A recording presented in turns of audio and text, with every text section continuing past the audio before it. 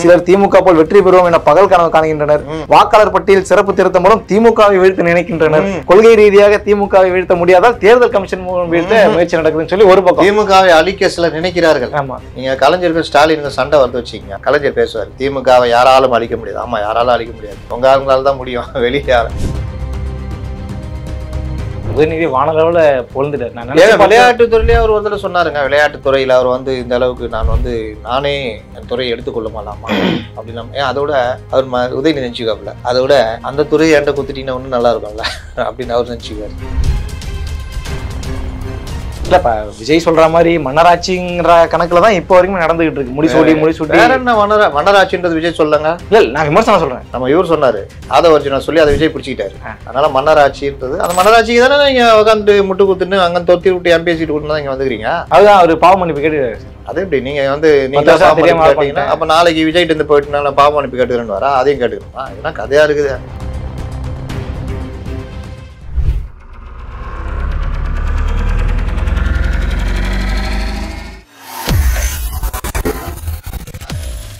வேலை வேண்டுமா?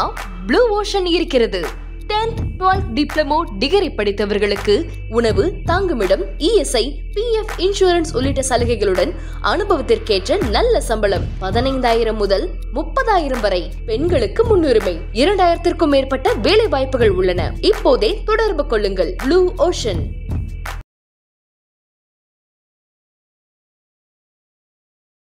இதுல அறிவு திருவிழா நடந்துகிட்டு இருக்கு சார். அதுல முதல்வர் பேசியிருக்கிறார். முதல்வர் வந்து மகனை பத்தி ரொம்ப விளையாட்டுத்துறை வந்தால் இல்ல, அந்த திருக்குறள் சொல்ல வந்தேன் நானு. அது மகன் தந்தை காற்றும் உதவி, இவன் தந்தை இன்னொன்றான் சொல்லி அதை போட்டுட்டு அதுல முதல்வர் சொன்னது என்ன விஷயம்னா, திமுகவின் வரலாறு தெரியாத சிலர் மிரட்டி பார்க்கின்றனர். சிலர் திமுக போல் வெற்றி பெறுவோம் என பகல் கனவு காணுகின்றனர். வாக்காளர் பட்டியல் சிறப்பு திருத்தம் மூலம் திமுகவை வீழ்த்த நினைக்கின்றனர். கொள்கை ரீதியாக திமுகவை வீழ்த்த முடியாதால் தேர்தல் கமிஷன் மூலம் வீழ்த்த முயற்சி நடக்குதுன்னு சொல்லி ஒரு பக்கம் திமுகவை அழிக்க சிலர் நினைக்கிறார்கள். ஆமா, நீங்க கலைஞருக்கு ஸ்டாலினுக்கு சண்டை வந்து வச்சுக்கீங்க. கலைஞர் பேசுவார், திமுகவை யாராலும் அழிக்க முடியாது. ஆமா, யாராலும் அழிக்க முடியாது, உங்க ஆளுங்களால தான் முடியும், வெளியே எப்பெல்லாம் கட்சிக்குள்ள பிரச்சனை வருதோ அப்ப சொல்லுவார், திமுக என்ற ஆலமரத்தை யாராலும் வீழ்த்த முடியாது, யாராலும் அழிக்க முடியாதுன்னு. இது அப்பப்போ சொல்ற வசனம். இதுல கூடுதலா சொல்லுவார், நான் ஓய்வு பெறுகிறேன்னு ஒரு கலைஞர். காசுல அது மணிவண்ணன் படத்திலே ஒரு படத்துல காமெடியா வச்சிருப்பாங்க. அப்பெல்லாம் இந்த அரசியல் காமெடி இருந்தது. இப்பெல்லாம் வந்தா எங்க ஸ்கிரீனிங் கொடுத்தா தானே நீ ஏதாவது எடுத்து போடுறதுக்கு. அதனால எல்லாம் மோனோபாலியா போச்சு. அப்போ இவர் இந்த மாதிரி சொல்றது எல்லாம் வந்து எஸ்ஐஆர் என்ன பண்ணுச்சு. இன்னைக்கு காலையில் எங்கள் வீட்டுக்கு எஸ்ஐஆர் வந்தாப்புல. எங்கெங்க கட்சிக்காரங்கன்னு கேட்டேன். சார் எல்லாம் வந்து 2 வீடு வந்தாங்க, ஃபோட்டோ எடுத்துகிட்டு போயிட்டாங்க சார். எல்லா கட்சிக்காரனும் அவன் கட்சிக்காரன் ஏமாத்துறான். இப்போ பெண்ணு நீங்கள் போனோம் கூட எங்களுக்கு ஃபோட்டோ அனுப்பணுன்னொன்னே போனோன்னே ஒரு ஃபோட்டோ எடுத்து அனுப்பிச்சிட்டே போயிடுறான். காங்கிரஸில் நீங்கள் காங்கிரஸ் சார் தெரியாமல் சொல்லிட்டேங்க, பாஜகவில் நீங்கள் போகணுன்னு சொல்கிறாங்க. அவங்க போய் பார்த்துட்டு ஃபோட்டோ எடுத்துகிட்டு போயிட்டாங்க. ஏடிஎம்கேல போகணுன்றாங்க. அவங்க போயிட்டு 2 வீடு பார்த்துட்டு ஃபோட்டோ எடுத்துகிட்டு போயிட்டாங்க. அவ்வளோதான். நான் மட்டும் தனியாக வரேங்கன்றார் அவரு. கட்சிக்காரங்க அதை தொட வந்த மாதிரி இது பண்ணி நான் தனியாக வர்றேங்க. என்ன கேட்டாங்க, உங்கள் ஓட்டர் ஐடி கொடுங்க. இங்கே தான் இருக்கா, இந்த தொகுதியில் தாங்க இருக்குது, இப்போ தான் மாறினது, மாற்றினேன். தொகுதி வாங்கி பார்த்தாரு, திருப்பி ஸ்கேன் பண்ணார். சார் உங்கள் இது இருக்குது, இத்தனை நம்பர் உங்கள் இது சார் படிவோம். ஆனால் உங்களது 1000க்கு மேலே இருக்கிறனால நான் 600 வரைக்கும் தான் தூக்கின்னு வந்தேன். இவ்வளோ பெரிய இது தூக்கின்னு வந்துடுறாப்புல. 600 படிவோம், அவ்வளோ பெரிய இது. ஒரே மனுஷன் படி ஏறிலாம் வர்றாரு. நான் வந்து நாளைக்கோ இன்றைக்கோ ஈவினிங்கோ இல்லை நாளைக்கு காலையிலையோ நான் வந்து உங்களுக்கு கொடுத்துட்டு நான் சைன் வாங்கிக்கிறேன் சார் அப்படின்னாப்புல. அவ்வளோதான். என்ன 2002 ஒரு ஓட்டு இருக்கா இருந்துச்சு. சேப்பாக்கத்தில் நான் போட்டேன், 2002 இருந்தது. இப்போ சொல்ல போகிறேன், எபிக் நம்பர் 1 தான், மாறவே மாறாது. அப்பா அம்மாவுக்கு ஓட்டு இருக்கா இருக்குது, ஆனால் இங்கே போட முடியாது, மேலே தான் போடணும். ஓட்டர் ஐடி எடுத்துகிட்டு போனாங்களான்னு தெரியாது, அவ்வளோதான். வேறு இப்போ என் பையனை கேட்டால் ஆமாம் அப்பா அம்மாவுக்கு ஓட்டு இருக்குது, இதோ இருக்குது, அவ்வளோதான். அதனால் அந்த எஸ்ஐஆர் மூலம் என்சிஆரை கொண்டு வருகிறார்கள். இந்த உருட்டு தெரிதா, டேய் பார்த்து கொஞ்சமாக நம்புகிற மாதிரி உருட்டுங்கப்பா. இந்த இது கே பாலகிருஷ்ணன் இவங்கெல்லாம் இது ஒன்று. அப்புறம் அதை வீழ்த்த முடியாது, பாஜக இப்படியே உருட்டிக்கிட்டு இருக்கிறது. இந்த இதில் தான் இந்த 75 ஆண்டு கால இது நடத்துகிறாரு. உதயநிதி வானளவில் பொழுந்துட்டார்.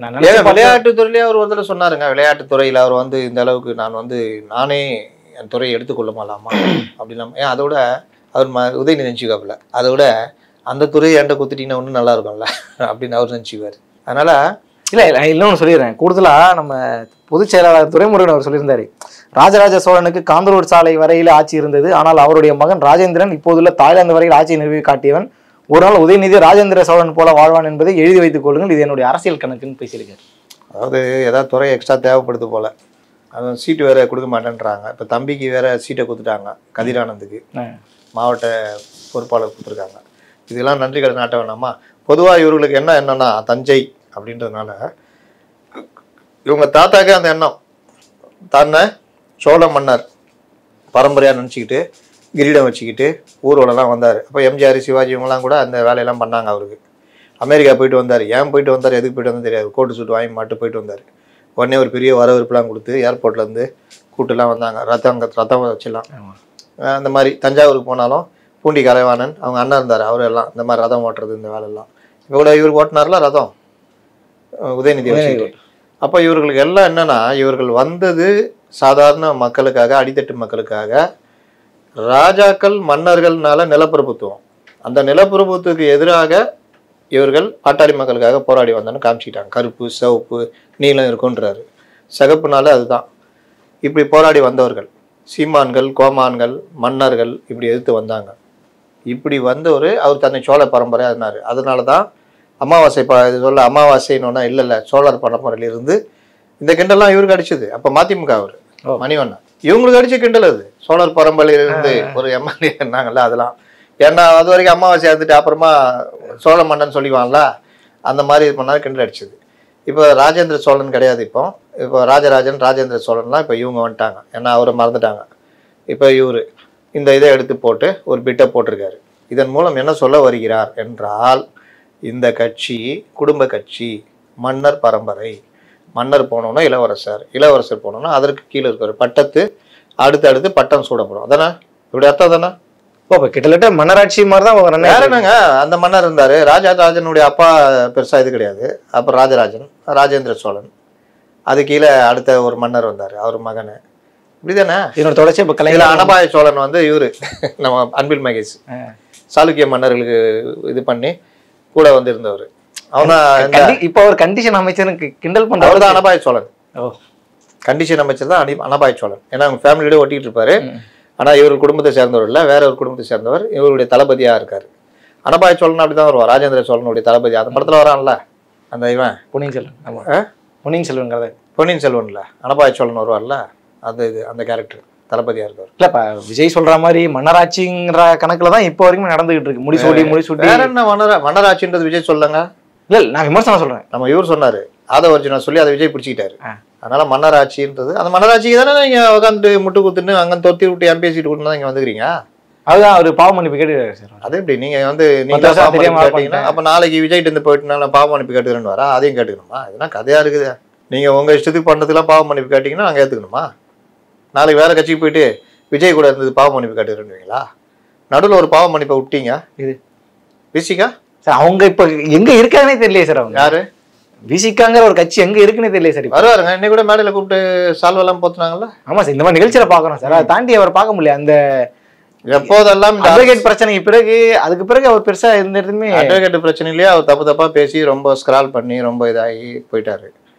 அவருடைய மாண்பை, அவருடைய மரியாதையை, அவருடைய நீண்ட அனுபவத்தை, அவருடைய நிறைந்த படிப்பை, அவருடைய பொறுமை சாலின்ற பேரை எல்லாத்தையுமே இந்த 4 ஆண்டுகள் திமுக ஆட்சியில் முட்டு கொடுத்து அவர் கெடுத்துக்கிட்டார். அவ்வளோதான் நம்ம சொல்ல முடியும். வேற என்ன சொல்ல முடியும்? ஒரு பெரிய தலைவர், நீங்கள் கலைஞரோட ஜெயலலிதாவோட அரசியல் பண்ணவர். லாஸ்ட்டில் ஜெயலலிதாவே விமர்சனம் பண்ணிட்டார். அதுக்கப்புறம் நான் அப்படி சொல்லிங்கன்னு மாற்றினார். இதெல்லாம் நம்ம அவருடைய சர்க்கிள்கள்னு நம்ம பார்க்கலாம். இது ஒரு பாட்டுனா அவர்கள் இன்றைக்கும் அந்த இதுதான் முட்டு கொடுத்துட்ருக்காங்க. இப்போ அவருடைய எண்ணெல்லாம் என்ன இருக்கும்? எப்படியா சீட்டு 10 சீட்டு வாங்கிடணும், வேறு என்ன பண்ணுறது அப்படின்ற மாதிரி தான் போய்கிட்டு இருக்கும். அதனால் இவர்கள் அப்போ அந்த மன்னராட்சி அப்படின்னு பார்த்தீங்கன்னா பெரிய மன்னர் கலைஞர், அடுத்து இளவரசராக அவர் வந்தார். அந்த பட்டத்து இளவரசருக்கு 2-3 பேர் போட்டி போட்டாங்க, அந்த முகலாய வம்சம் மாதிரி. அவுரங்கசீப் எப்படி வந்தார் தெரியும்ல? ஷாஜகான் வந்து அவனுடைய பையன் சலீம் ஜாஃபரா ஏதோ பேர், ஜாஃபர் ஏதோ பேர், அவனுக்கு தான் ரொம்ப இது கொடுப்பாரு. ஆனால் அவன் வந்து மது போதை ஒரு இது இல்லாத ஆள். மன்னருக்குரிய அந்த பந்தாக்கிந்தாலாம் இருக்கும், படை நடத்திட்டுலாம் போவான். ஆனால் அவுரங்கசீப் அளவுக்கு நாலேஜ் கிடையாது. அவுரங்கசீப்பு அரசை விஸ்தரிக்கிறது, பெரும்பாலும் போர்க்களங்களில் அந்த மாதிரி கழிச்சவர். ஆனால் இங்கே வந்து இவனுக்கு தான் பட்டத்துதுன்ற மாதிரிலாம் கொண்டு போகும்போது ஒரு கட்டத்தில் போட்டு தள்ளிட்டு நைனாவை பிடிச்சி ஏய் தாஜ்மஹால் கட்டிக்கிறா உங்கள் சித்திக்காக அப்படின்னா, அப்படியா அங்கே இருந்த தாஜ்மஹாலை பாருன்னு நைனா நீங்கள் ஏறுன்னு சொல்லிட்டு அவுரங்கசீப் பண்ணார். அவுரங்கசீப் காலத்தில் முகலாய சாம்ராஜ்யம் பெரிய அளவில் வளைஞ்சது. அவுரங்கசீப்கிட்ட இருக்கிற சிறப்பு என்னென்னா, ₹1 கூட தனக்காக எடுத்துகிட்டது கிடையாது. அவர் இந்த குல்லா தைப்பார், இந்த ஓதி கொடுப்பாரு. இந்த இதில் வந்த வருமானத்தை இது பண்ணாருன்னு சொல்லுவாங்க. அவருக்கு ஆட்சியில் நிறைய குறைகள்லாம் இருந்தது. ஆனால் இந்த வாரிசு சண்டை இந்த இல்லை, அதுக்கு சிறந்த உதாரணமாக சொல்லுவாங்க. அந்த மாதிரி இங்கே இளவரசர் அழகிரி, இளவரசர் ஸ்டாலின் இப்படி ஒரு சண்டை நடந்திருந்தது. அதில் சின்ன இளவரசர் மு.க. தமிழரசு இவங்க தொல்லையே எனக்கு வேணாப்பான்ட்டு அவர் தனியாக அவங்க ரொம்ப அப்படியே டீசெண்டாக அவர் ஒதுங்கிட்டார். இந்த 2 இளவரசர்களிடையே அவருக்கு தென்மண்டல அந்த ராஜ்யத்தை நீ பார்த்துக்கொள், கொங்கு மண்டல ராஜ்யத்தை, கொங்கு இல்லை இதுக்கு பேர் என்ன சொல்லுவாங்க, இந்த நம்ம இதுவே மத்திய தமிழகம் சொல்லுது இல்லை, இது சாளுக்கியர்கள் ஒரு காலத்தில் ஆண்டாங்க, பல்லவர்கள் ஆண்டாங்க, அது இதுக்கு இன்னொரு பேர் சொல்லுவாங்களா திடீர்னு ஞாபகத்துக்கு வர மாட்டேங்குது. இந்த மண்டலம் இந்த கொங்கு மண்டலம் தானா? இல்லை, கொங்கு மண்டலம் அந்த சைடு, அது சேர மண்டலம். அது இந்த மாதிரி இவர் ஆண்டு கொண்டிருந்த அந்த காலகட்டத்தில் இவர்களுக்குள்ளே பிணக்கு ஏற்பட்ட பொழுது மன்னருக்கு எதிராக புரட்சி செய்து, இளவரசருக்கும் எதிராக புரட்சி செய்து, இளவரசரை பற்றி பல தவறான தகவல்களை கூறி காரணத்தினால் அந்த மூத்த இளவரசனை ஓரங்கட்டி விட்டு உழைப்பு உழைப்பு உழைப்பு அப்படின்னு இந்த இளவரசர் பொறுமையாக இருந்த காலத்தில் இந்த இளவரசர் வந்துட்டார். கரெக்டா? இவருக்கு அப்புறம் இந்த இளவரசர் வந்து மன்னர் ஆயிட்டார். பல அந்த நாயக்கர்கள் அதெல்லாம் சொல்லுவாங்க, சாம்ராஜ்யங்களை வெற்றி பெற்று சாம்ராஜ்யம் இல்லை, பாளையக்காரர்கள் அவர்களுடைய உதவியோட அவர் வந்து ஆட்சியை பிடிச்சிட்டாரு. இந்த பாளையக்காரர்கள் யார்? இவங்க தான் பிரபுக்கள், பாளையக்காரர்கள், கூட்டணி கட்சிகள் ஆட்சியை பிடிச்சிட்டாரு. அடுத்து வந்தோன்னா அவர் ஆட்சியத்தில் என் ராஜ்யத்தில் இனி மக்களாட்சி தான், மன்னரும் மக்களில் உருவாகிவிட்டால் இனி பிரச்சனையே இல்லையே. எம்ஜிஆர் சொல்லுவார்ல, நாடோடி மன்னர்ல, கண்ணதாசன் வசனம். ஏன்னா மக்களில் ஒரு நாடு மக்களுக்காக வேணும், அப்போ மன்னரும் மக்களில் உருவாகிவிட்டால் பிரச்சனையே இல்லையே அப்படின்னுவார். ஆமாம், இதை தான் நானும் விரும்புவது அப்படின்னுவார். அந்த மாதிரி இவர் என் ஆட்சி ஜனநாயக ஆட்சி, என் ஆட்சியில் வாரிசுகளுக்கு இதுவே கிடையாது அப்படின்னு ஒரு பிரபல மன்னராட்சி காலத்தில் என்ன இருக்குது, ஒரு ஊடகம் ஒரு மக்கள் மத்தியில் அவர் உரையாற்றினார். ஆனால் உடனே ஒரு சின்ன பிரபு பட்டம் கொடுத்தாரு. அதற்கு பிறகு கொஞ்சம் பெரிய பிரபு அமைச்சரவையில இடம் கொடுத்தாரு. அப்புறம் துணை பிரபு, கிட்டத்தட்ட துணை அமைச்சர், துணை மன்னரா, துணை மன்னர் பட்டம் சுட்டார். அடுத்த இவர் தான் அப்படின்னு பட்டம் சுட்டி வச்சுட்டார். அப்போ அங்கே இருக்கிற மூத்த அமைச்சர் விபீஷ்ணர் வச்சுக்கலாமா? விபீஷ்ணர் வந்து கிடையாது, பீஷ்மாச்சாரியார் அவர்களே அப்படின்னு.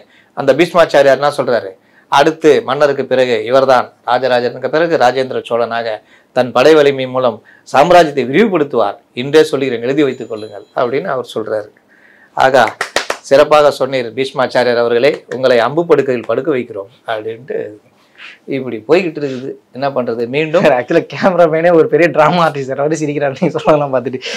இதுலதான் ஒரு புகழ்ச்சியிலையும் இந்த மாதிரியான விஷயங்கள தான் போய்கிட்டு இருக்கு. இது எங்க போய் முடிய போகுதுங்கெல்லாம் உள்ளபடியே தெரியல. அடுத்தடுத்து என்ன நகர்வு நடக்குங்கிற தொடர்ச்சி நம்ம பேசுவோம் சார். ரொம்ப நன்றி.